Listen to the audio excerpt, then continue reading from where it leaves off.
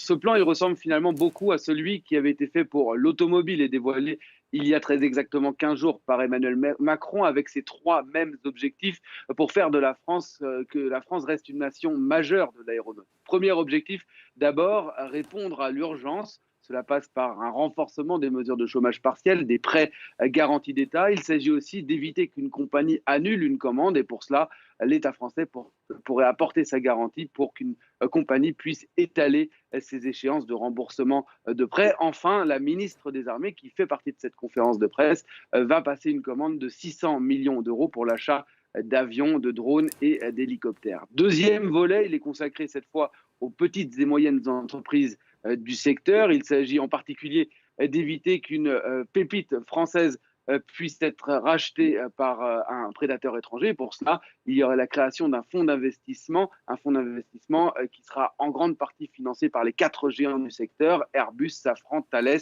et Dassault. Et enfin, troisième et dernier volet, probablement le plus important, qui concerne cette fois l'avenir de l'activité de l'aéronautique, tournée vers la décarbonation. Pour cela, l'objectif majeur, c'est de produire un avion zéro carbone d'ici 2035 avec 15 ans d'avance sur le calendrier initial. L'objectif là, c'est d'être à la pointe devant les États-Unis, devant la Chine, et cela passe par des investissements directs cette fois, une aide de 1,5 milliard d'euros sur 3 ans par l'État.